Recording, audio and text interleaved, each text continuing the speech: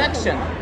I will tell you that's extremely important, and the reason I know it's important because you're getting 3 CE credits for about 30 minutes of my talk. All right, so that's how we know you cannot miss this. Okay, and I will tell you why diagnosis is such an important thing, and like Dr. Yasmin just mentioned, that Jack, speak louder. you want me to speak. I can't speak louder.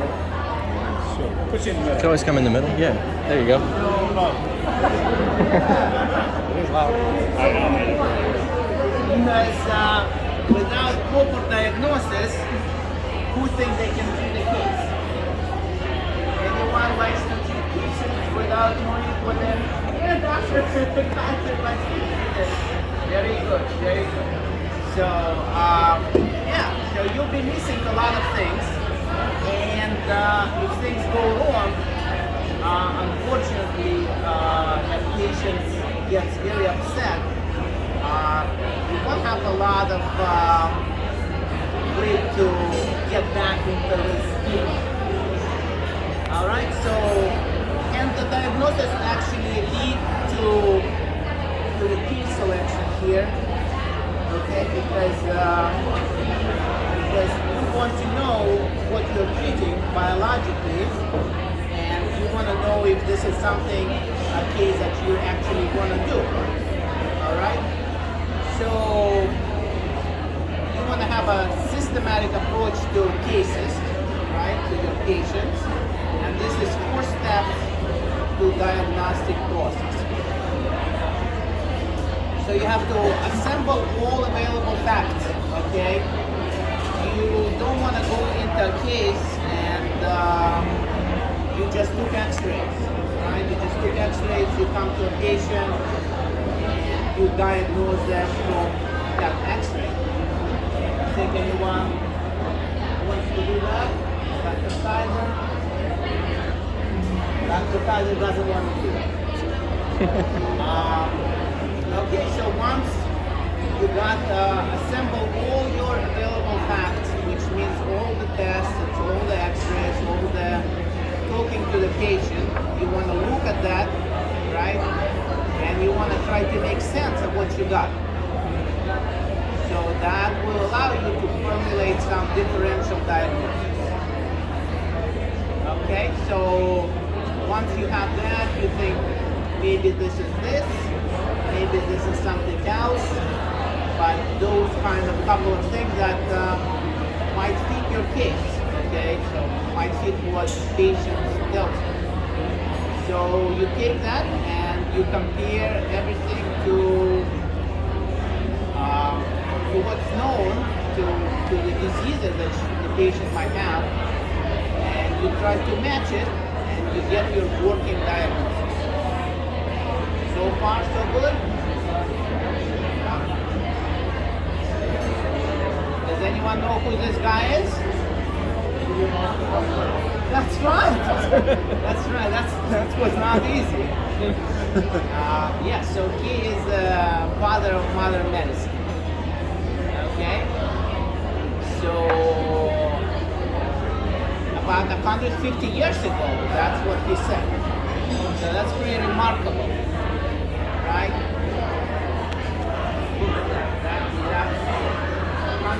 Years ago, he knew how to diagnose okay, so you have to use all your senses, right? You have to see, you have to listen to the patient, you have to do your exam, you have to touch. Sometimes you have to smell, right? And if you do all that and you keep on practicing this, you will be an expert, right? You guys will be an expert. Yeah, so 150 years ago. And one more sense keep missing here. Anyone wants to tell me? What was that? Tactile sense. Good guess. Anyone else? Dr. Yasmin? Taste. That's the said taste is the fifth sense, right? No. Don't taste No. anything, okay? Except for your drink, basically. Yes, so the common sense. Okay, so use common sense when you treat your patients. Okay, so this is a comprehensive approach to your evaluation of a patient. Okay.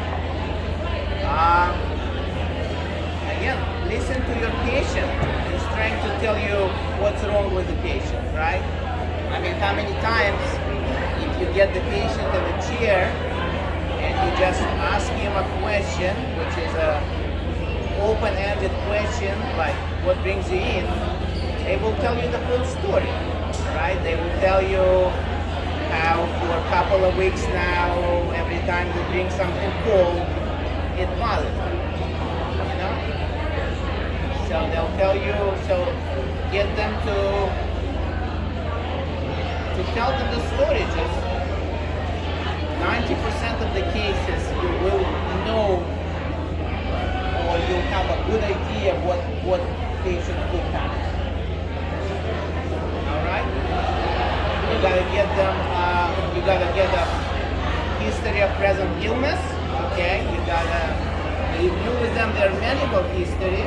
Right? You don't wanna work on somebody who just had a heart attack 2 weeks ago. And then you do the extraoral exam and intraoral exam. Okay, that's important. That's a systematic way to approaching this. Just like I mentioned, once you have the patient in a chair, this is pretty much just let them talk. Open-ended questions, you know, what brings you into them. Has to be pretty simple, nothing there, right? Just they'll tell you. I mean, you want to have a good eye contact with the patient, right? You don't want to look at something else. You don't want to looking at at your phone while you're talking to the patient.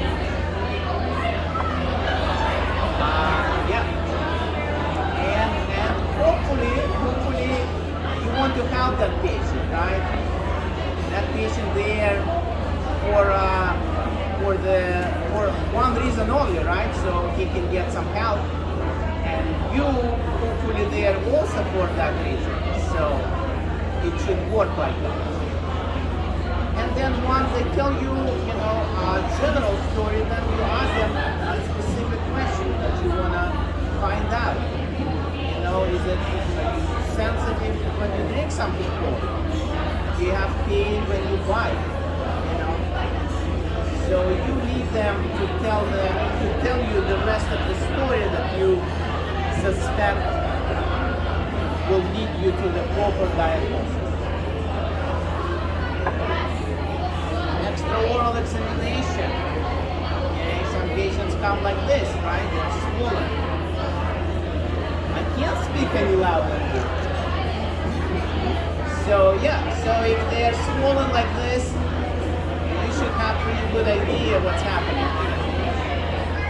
You palpate, you examine their TMJ, you see if they can open or not. You can see if then they open to a side, So that all should give you some ideas what might be happening. Okay? And then you conduct proper intraoral tests. You do palpation, right? You feel for things, you do percussion, you tap on the teeth, try to figure out if teeth have mobility. You do your periodontal exam, okay? Very important. You roll that around the tooth, and as you probe, there is one side when that probe just drops down. Okay, that should tell you something, right? Appetizer that should tell you.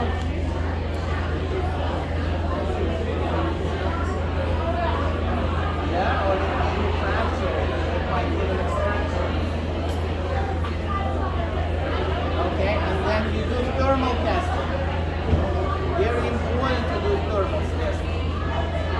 a matter of fact, we will demonstrate thermal testing right now. Anyone up for that?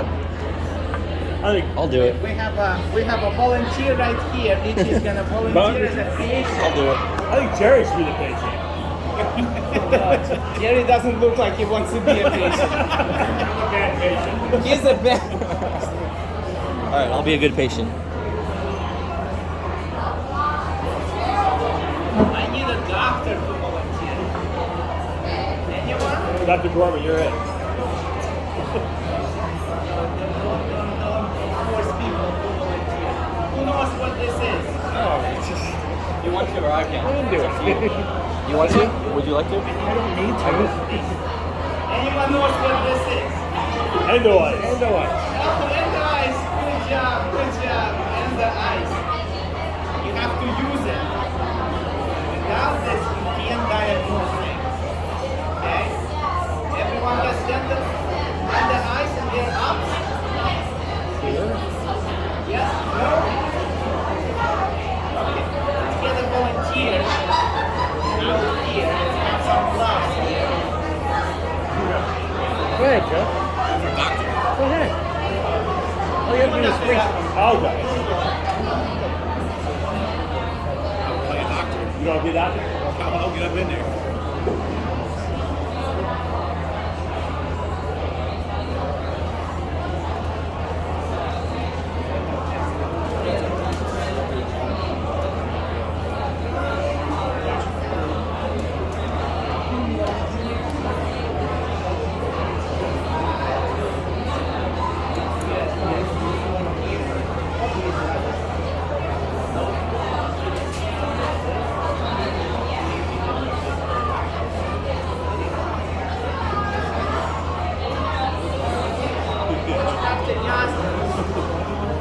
We did not pre-arrange this, so he didn't know he's gonna have to volunteer.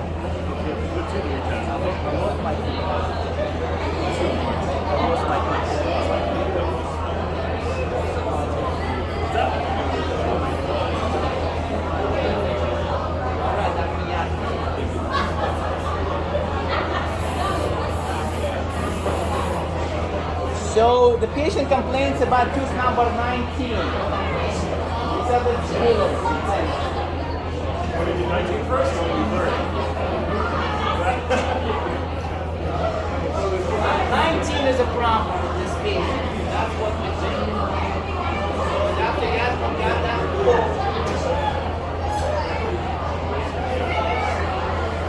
And the patient feels cold.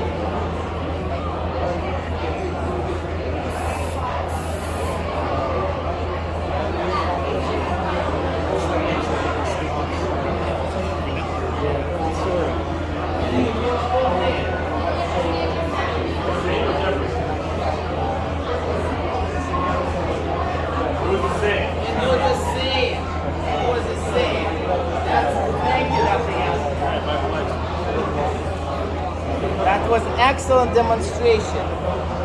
So when you give the pool test, Oh, can I interject 1 sec? Can I say something?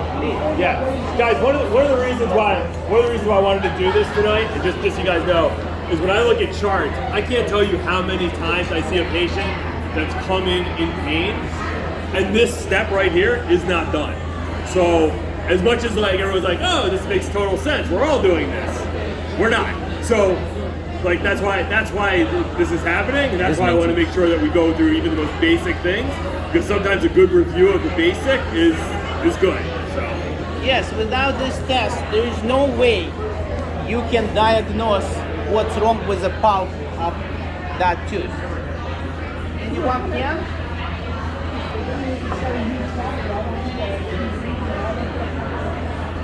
Diagnosed without pool test. one.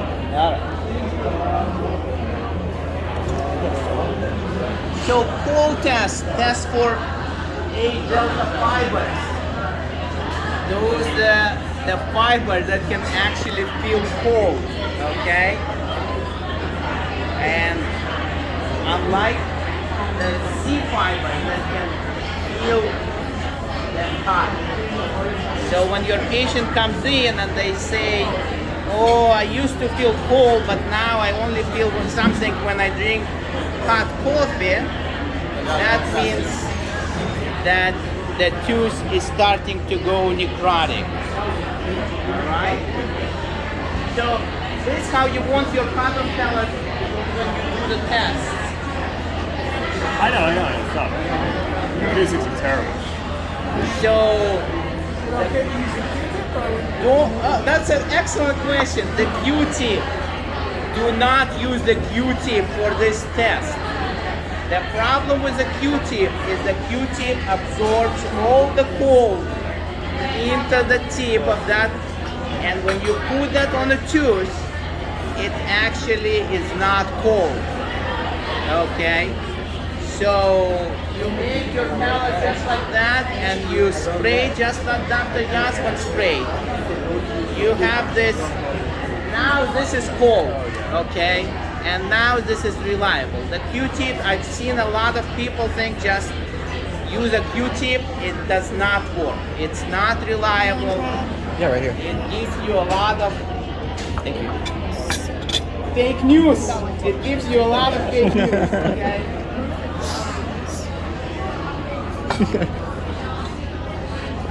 Please remember, also, I wanted to point out to you that Dr. Yasman put the cold on the contralateral side. You see that? I told him to test number 19, but he did not test number 19. He tested actually tooth number 30, which could mean two things.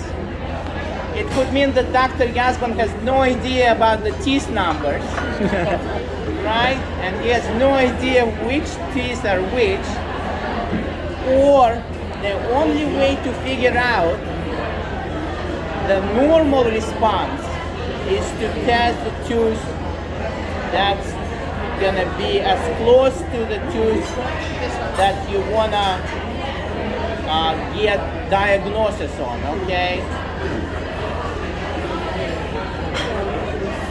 Any questions about that? You also want a tooth teeth next to the tooth that you trying to diagnose, okay? And potentially you want to test the teeth also opposite, okay? Because sometimes pain gets to be referred from top to bottom and side to side. Yeah, you should test it. Yep. I got some below. Yeah, go next one above. But that was just 4 or 5 feet. However many you need to test, you know? Everybody over here got their right appetizers. We all good? Awesome. Thank you.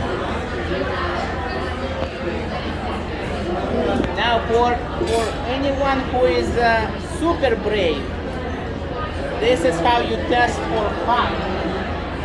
Okay, you can put the rubber dam on, and you can use boiling water in a syringe and try to reproduce the hot test. I don't recommend this, okay? But it's a fun thing to do if you're in a residency.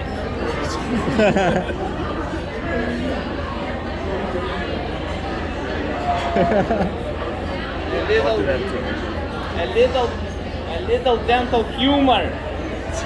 If you don't want to know anything about the diagnosis, the humor is the way to go.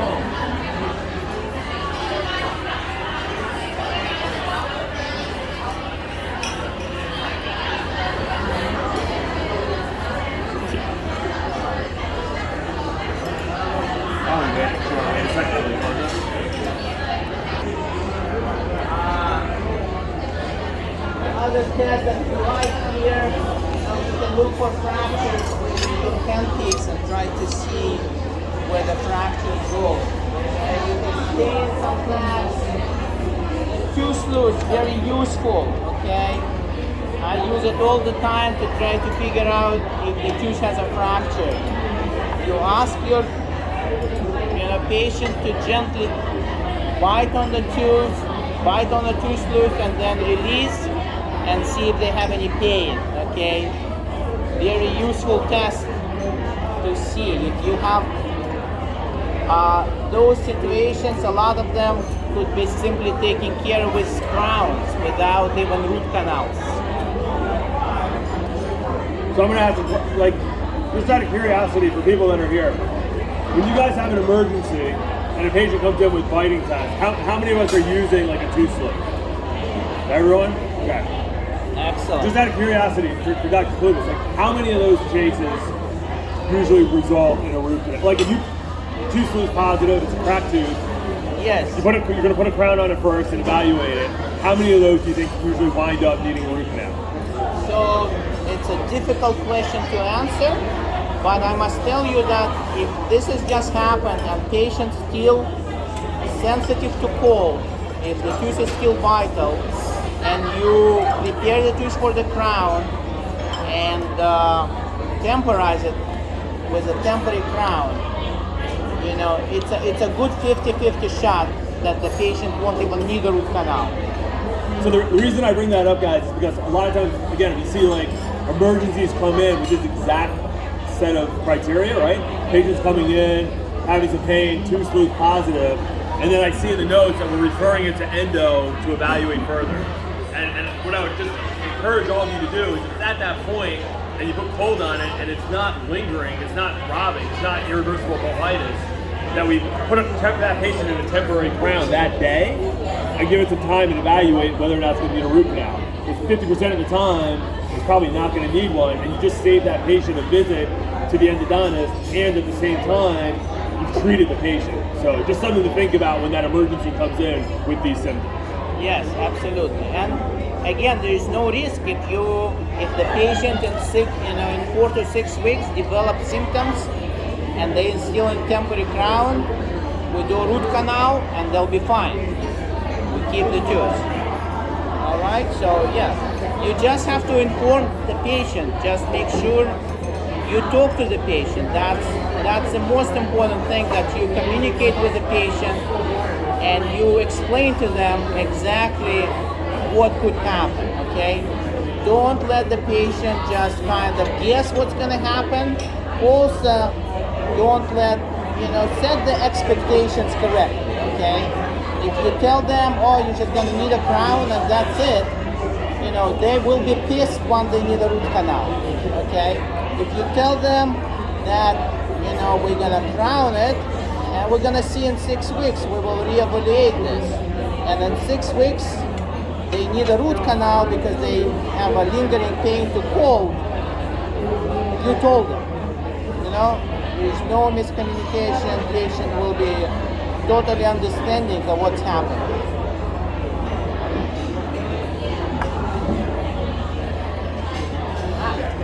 Sinus tract.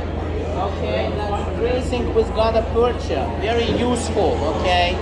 A lot of times you're not gonna know which tooth it is, okay? A lot of times you'll be like, I don't know what's happening here, okay? So put a gutta percha there and it will trace to the root, okay? That necrotic, okay? So it's very useful, just very simple. You put it in, you take a radiograph, and you're good.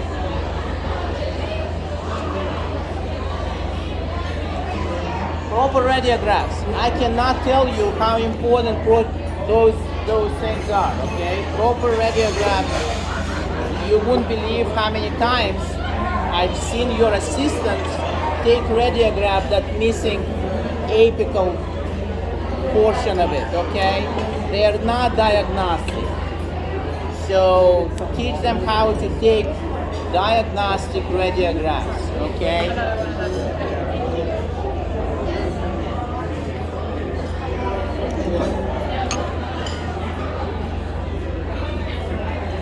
Now the radiographs you take, what you see on the radiograph should correspond to your diagnosis, okay?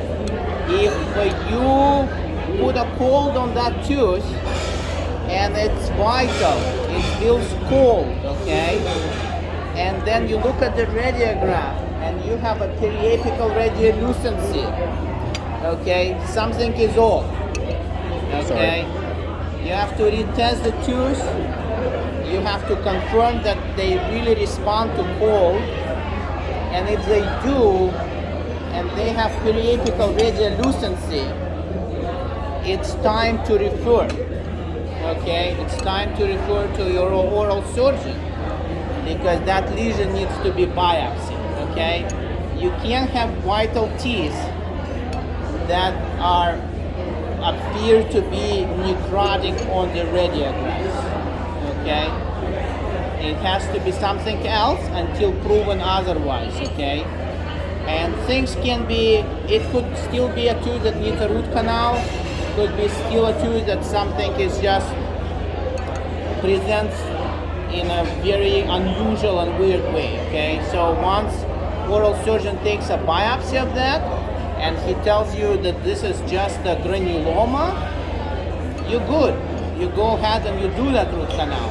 But if they take that biopsy, and it's not of endodontic origin, you just save patient a whole bunch of issues. And yourself, by the way. You guys understand? Alright. This is how you take radiographs. Okay? This is the minimum radiographs you need for your diagnosis. Okay? You take 2 periapical radiographs. Maybe I'll see if it's a post root canal, maybe. They help you explain what's happening here, okay? That's a shift shot, okay? This is a shift shot that your assistant should know how to take, okay? It was the rule of slop. Anyone knows that rule? Same lingual, opposite buckle. Here you go. Same lingo, opposite buckle. What does it mean? What does it mean, Dr. Yazdi? You're taking it from the same side, right? From that side. When you move your cone to the mesial, where is your buccal root gonna go? To the mesial. No, from the distal. Correct. Yeah, It's gonna sorry. go opposite way. Okay. Maybe I did that. It's the same as the buccal as a buccal away rule. Exactly. The same as buccal away. Now this will reveal you a lot use of that. anatomy that you would otherwise miss. Okay. Now the other radiograph that's extremely important is the bite wing. Okay. The bite wing will tell you what. Excellent! I love this man. Restorability. Do you have decay that is below the pulp chamber? Do you have decay that's below the crest of the bone?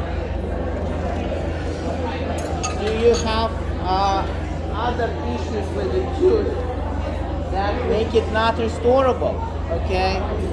Don't waste your time. Don't waste patients' time if the tooth is not restorable, okay?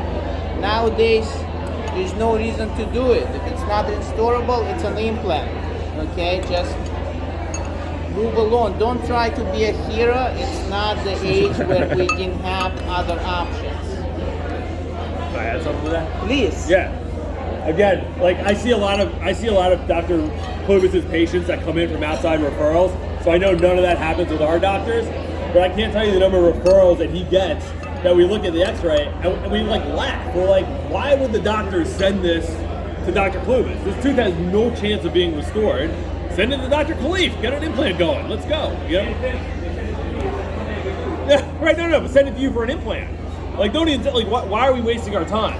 So, you know, my charge to all of you is when you see that, don't think you have to send it to an endodontist to get that second confirmation. Just say, we're done. It needs the next step, and then let's move to that next step. Save the patient some time and, you know, some logic. Right. Some except always, if you have a young patient, it's time to push the envelope because they are only, 25, 30, and you put implant now, what's going to happen 25 years from now? Okay? Yes, some exceptions to that rule, but as a majority rule, you should really think about other options if you think this tooth is not going to last them for next, 5, 10, 15 years. All right? Any questions so far here? Yeah, this is the importance of that angulation. All right? Yeah. Thank You you. can't see it on a straight-on shot, okay? There's 3 mesial canals in that tooth, okay? So, a straight one shot, and I've seen this. I've seen this happens all the time where the doctor just takes one PA and he diagnoses everything and try to treat everything from one PA. There is no reason for it, okay? It's all digital radiography, it's all minimum exposure, it's all, it's not helpful just to try to work from a single X-ray. Right? Anyone thinks that it's helpful to work from a single X-ray? I don't think so. Okay, now, this is great, okay? The cone beam, okay? The cone beam is here. It's been here for a while. There is absolutely no reason not to learn everything you can and not invest your time into learning this technology. Okay, it's in a lot of offices. Does anyone here? I think almost all of our offices have one, right? We have most of our offices have a CBCT, right? We have a couple that may not, right? Most do. Yes. Whether they do or don't, this is. If you have any doubts about what's going on in the anatomy of the tooth, okay, this will solve it for you. Okay, you will be able to determine whether this tooth has 4 canals, 3 canals, 2 canals, or no canals. All right. This is the next step. I mean, again, you can't take this by itself. You take everything in combination of things, okay? But you can see that tooth number 19 has the apical radiolucencies on both roots, okay, mesial and distal, and you can see the anatomy of that tooth. So this is fantastic technology, okay? So if you invest into anything, this is the way to go, okay? Now, endodontic diagnosis, we just talked about it, right? It has pulpal diagnosis, which is pretty normal. This has not changed since the beginning of endodontics, okay? Normal pulp. I don't know what normal pulp is, okay? You have to go to the patient and figure it out, just like Dr. Yasmin showed, okay? You test the tooth on the opposite side. If that tooth has no response, okay, that doesn't mean there is anything wrong with that tooth, okay? It just means that it's not going to be very helpful to you, possibly, when you go to a tooth that you need to diagnose, okay? I know you went all to dental school and they told you, oh, if it lingers for only 5 seconds, this is what normal or whatever. If it lingers for 15 seconds, this is reversible. If it lingers more than that, it's irreversible. Okay, if you put hold on and you get no response, it's meant it's necrotic. Okay. That is not quite true, okay? You all have those patients that have hypersensitivity. You put it cold on and it goes through the roof. The patient jumps out of the chair. He doesn't want you to do any more tests, all right? That is not an irreversible pulpitis because if you put it on the next tooth, it's going to have just same response, okay? So it's extremely important that we test other teeth to figure out what's normal. Okay, reversible pulpitis, you have a little lesion Okay, so again, you have to correspond everything to the X-rays and things like that. Okay, irreversible pulpitis. For some people, you know, if you're curious, if you have decay, extensive decay reaching the palm, but they put cold and patient goes, it's all right. Doesn't mean anything. Okay, you have caries into the palm.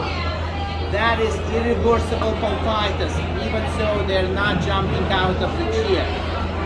Okay, so the more you practice, the more you test, the more you know what's happening. Right, Dr. Yasmin? Yeah, you want me to add something? Yes. Again, when I look at like x-rays and things, one of the things that I see a lot of, especially with some of our younger doctors, is like a fear of going into the pulp, right?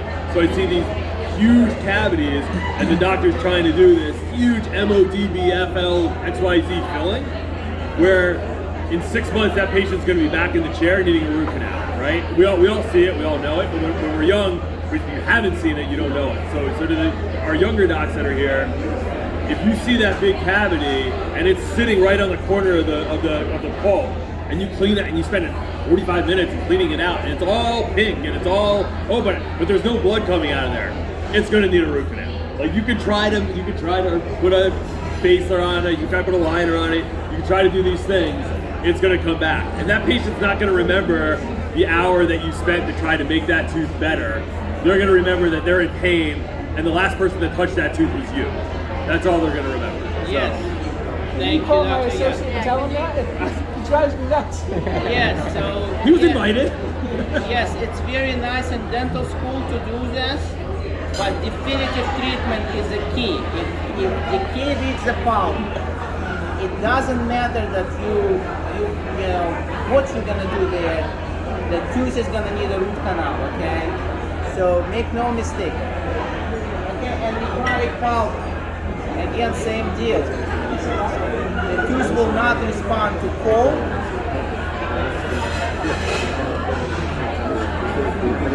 Now, periapical diagnosis, okay? This has been changing for years, okay? When I went to school, it was different than what it's now, okay? But the periapical diagnosis is basically whether you have a normal periapex or you have inflamed periapex, okay? When you percuss that tooth, when you tap on that tooth, if it hurts, it's an inflamed periapex, okay? There's a whole bunch of different ways this could present, okay? So I'm not gonna bore you with those parts, okay? You can find it, you can go over it, okay? So you can have irreversible pulpitis, okay? With acute periapical periodontitis, which means you have decay into the pulp. When you tap on the tooth and it's test irreversible, when you tap the tooth, it hurts. Okay? The way to solve it is to remove the pulp. Okay? Once you remove the pulp, the inflammation around the periapex will go away. For some people it takes just a couple of days, for some people it takes a week, for some people it takes 3 months. Okay? But that will happen. It's good to know, to percuss the tooth, to know what's happening, okay? If you started with normal periapex and patient comes 6 months later saying that it hurts when they bite, that is not a good news, okay? And it happens to all of us, right? It happens to me, it happens to you, and so don't be afraid to say like, look, you're probably gonna need to see a specialist. Maybe there is a missing canal, maybe there is some kind of anatomical issues that make this like this. The root could be poking through the cortical plate, and that's why the patient is now symptomatic.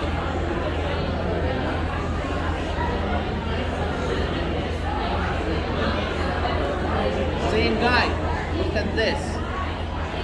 Now, this is important to remind me about a couple of things. And the important one is to remind you that when you have patient with irreversible pulpitis, there is no medical reason to give them antibiotics. Okay? None whatsoever. Their tooth is not infected. Okay? It's irreversible. By definition, it has vital tissues in it. Okay? So don't give them amoxicillin, don't give them penicillin. It's not gonna help. Okay? You give them a sugar pill, it's gonna have the same effect. Okay. Now some things also change for antibiotics. Okay, clindamycin is no longer a second choice of antibiotics for people with abscess. Okay? It's Z-Pak. Alright? Did you guys all hear that? I think that's important to like say because it's recent. I don't know if you got right. I mean that's like new guidelines. So clindamycin now has a black box label on it, okay? So clindamycin has a black box label. Like you really shouldn't be prescribing clindamycin in the presence of a penicillin allergy. It's kind of because the risk of complications of clindamycin far exceeds its benefit. So now we're putting patients on Z-Paks. Right. What about for pre-medication? What's that? What about for pre-medication? It's not clindamycin. So you can still use it for pre-medication. Yes. It's mostly for treating the abscess. Do you recommend amoxicillin or penicillin for primary antibiotics? So if I go with either amoxicillin or a penton, if the patient has a necrotic tissues in the tooth and they report the symptoms of swelling. Okay, so yeah, because they're broader, they can work better. You can always add metronidazole to that to help. Okay, now whoever is allergic, the Z-Pak. Now you still can use clindamycin. Okay, physicians use clindamycin all the time, but you should use it as a last resort. Okay, when everything else fails, you either send patient to the emergency room or you give them clindamycin. Okay, and sometimes you have no choice. Patient is swollen, they somewhat compromised. You need to tell them sometimes to go to the emergency room and get IV antibiotics and let the physician decide what they want to give. Okay? Oh, very helpful.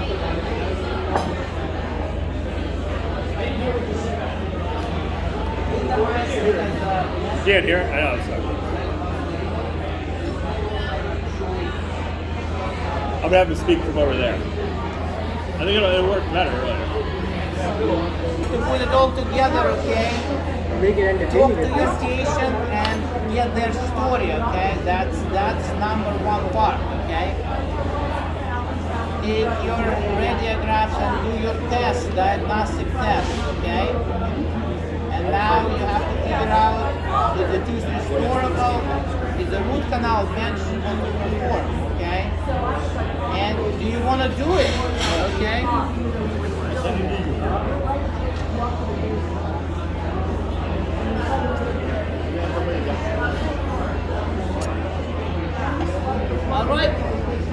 All right. Do you want to do it? Okay. This is one of my referrals from the outside of dental one. I did take that actually. He's an outstanding That's funny, clinician. Okay. It's not you, Dr. Yasman. I will get to you next. Okay. Okay. So he sends everything to me, okay? He doesn't do any root canals, he doesn't want to deal with this, okay? So, but this is for you to decide, right? The choose number 4 and 5, right? They both need root canals, and this guy, he knows what he's doing. He knows when to place an implant. He knows how to make sure his margins are close on the crowns. And if he sends it to me, he know that he can restore those teeth, okay? So, before you get, so anyone think that they want to restore 4 or 5 or don't want to restore 4 or 5? Restore them. Restore them. So for it, again, a lot of it is based on your skills, right? The more you do it, the better you get. Some people say, well, maybe restore 5, extract 4. Doesn't matter. You have to know that you can restore it. Now, if you're gonna send it out to me or to anyone, any endodontist, and then you say, oh, but we can't restore it. That's not a good relationship to build with anyone, okay? So this is complicated, right? It's no easy matter, okay? You have complicated anatomy of the teeth. This is Dr. Yasman's patient, okay? The patient presented with this problem, okay? It's an emergency exam. Dr. Yasman examined the patient, he determined what's wrong, and Dr. Yasman, okay, he doesn't like to sit around and do nothing, okay? He likes to work, okay? And most of you probably like to work too because Dental One does not provide like a smoking lounge with an open bar, right? Does it? We're working on it, but not right now. So you came to work, you might as well work. So Dr. Yasman likes to prove to me first that he can restore the teeth, okay? So he will remove the decay and perform a pulpotomy on the tooth and put a temporary crown, okay? That's the way to prove to your endodontist that you intend to restore this tooth. Okay? Or you to prove to yourself that you're going to be restoring this tooth. Okay? Luckily, Dr. Yasman took proper x-rays. Okay? He probably did not like the anatomy on that tooth number 5. He did, right? It's all you, buddy. Because he took a shift shot. And the shift shot looks weird, okay? Everyone see that it looks weird preoperatively, right? Now, I want to give you a word of advice about this procedures. When you have a vital tooth, okay, and you want to help the patient and get them out of pain, do pulpotomy, okay? That gets patient of pain. Do not stick files down the canals on vital teeth, okay? Because when you do that, you now inflame those things and patient will have pain. Okay, now it's a different story if it's necrotic tooth, because necrotic tooth requires pulpectomy where you do need to find the canals, go down the canals and clean the canals before putting calcium hydroxide down the canals.